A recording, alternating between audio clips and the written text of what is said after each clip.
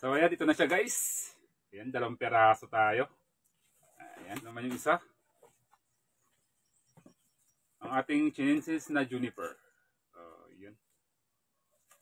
So sa wakas, nagkaroon na rin tayo ng ganito. So yun, good day mga idol. Ayan, maulan na umaga sa inyong lahat. So ngayon umaga, share ko lang sa inyo yung ating chinensis juniper. So yun nga, unahin natin yung kay Idol Art Bonsai 101 na nabili sa kanya nung last January 2025.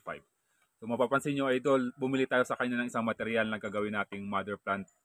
At ito nga yung chinensis juniper ni Sir Idol Jeff. Ngayon nga ay July 6, 2025. So papakita ko sa inyo guys yung progress nung kinuha natin nung last January 2025. Ngayon nga magsi 6 months na yung ating juniper at ito na nga siya guys. So yun. Yan mga idol, na-adapt niya na yung klema dito sa Baguio. So pwede na natin itong ilipat sa mas malaking paso. Ayan, salamat kay Art Bonsai 101. Ito yung ating nabili sa kanya. Yun mga idol, 6 months nga mga idol, ito na yung kanyang inilaki. Nasa 8 to 10 inches po, sa 6 na buwan yung kanyang inilaki. So pwede natin itong gawing mother plant. At lilipat na natin sa mas malaking paso dahil na-adapt niya na yung klema dito sa Baguio. So yun. Yan guys, sinare ko lang sa inyo yung progress ng ating chinensis juniper. So next na i-share ko sa inyo guys, chinensis juniper ulit. Maalala nyo, November 30, 2024 nga nung pumunta tayo sa Calasiao, Pangasinan at nanood tayo doon ng Bonsai Liga 2024. At doon nga may napanood tayo na isang artist, na isang master na si Master Hu Yongyu ng Taiwan. Ayan guys, ito nga yung Bonsai Liga 2024, last November 30. At yan nga si Master Hu Yongyu, from Taiwan po si Master. At ang win-workshop niya nga ay isang puno ng chinensis juniper. So doon maraming cuttings na natanggal. Yun, at nakilala nga natin si Sir Jesse doon sa Calasiao, Pangasinan. At binigyan nga tayo ng cuttings tulad ng sinabi niya guys. Ayan, inabutan nga tayo ni Sir ng isang malaking cuttings ng chinensis juniper. Galing nga sa workshop ni Master Hu Yongyu.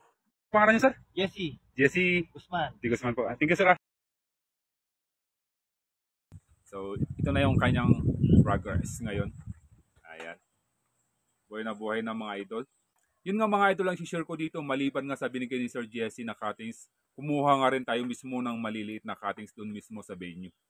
So marami nagsabi sa atin doon na mga master natin na try pa rin natin kung mabubuhay, pero malaking tsansa daw na hindi ito mabubuhay. So kumuha pa rin tayo mga idol, nagbabaka sakali lang. So ngayon, papakita ko sa inyo kung gaano kalaki yung kinuha ko.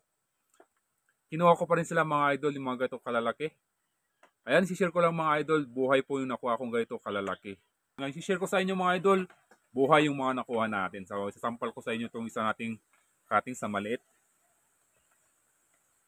Ayan mga idol, papakita ko sa inyo. So, depende na rin siguro mga idol kung mapapabuhay nyo o hindi. Pero sa akin, napabuhay natin. Kaya laking tuwa rin ito mga idol. Ganito nga idol, kalit yung nakuha natin nung last. Kinuha pa rin natin, pero hindi ko alam kung sinurte lang tayo, napabuhay natin. Ito na nga yung bago niyang shoots mga idol. Ayan.